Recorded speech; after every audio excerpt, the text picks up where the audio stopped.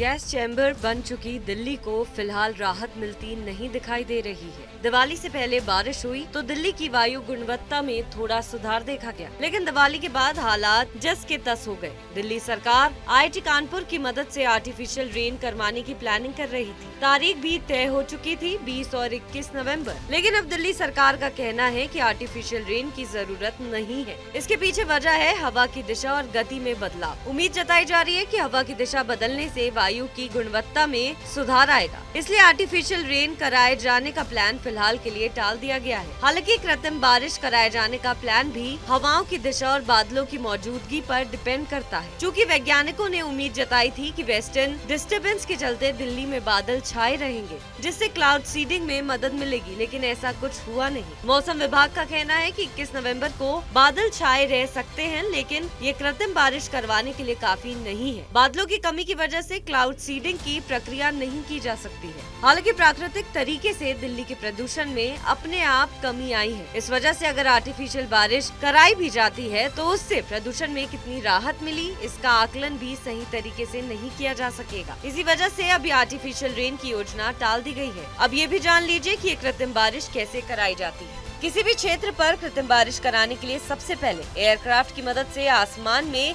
Silver iodide छिड़का जाता है। इसके हवा के संपर्क में आते ही बादल तेजी से बनते हैं। इन्हीं बादलों की वजह से बारिश होती है। आसान भाषा में इसे क्लाउड सीडिंग भी कहते हैं। IIT कानपुर के विशेषज्ञों के मुताबिक सिल्वर आयोडाइड बर्फ की तरह होती है, जिससे बादलों में नमी की मात्रा बढ़ जाती है और बादल बरसने लगते हैं। बता दें कि दिल्ली सरकार IIT कानपुर के वैज्ञानिकों की मदद से कृत्रिम बारिश की योजना बना रही थी। इस पर प्रति स्क्वायर मीटर करीब 1 लाख रुपए का खर्च आने का अनुमान था, यानी कि ये योजना काफी खर्चीली थी। लेकिन इस बीच दिल्ली में प्रदूषण के स्तर में थोड़ी कमी देखी गई, इसलिए 20 नवंबर से दिल्ली के स्कूल भी खोल दिए गए। हवा की गुणवत्ता में सुधार के बाद दिल्ली NCR में ग्रैब 4 के तहत लगाई गई पाबंदियों को भी हटा दिया गया।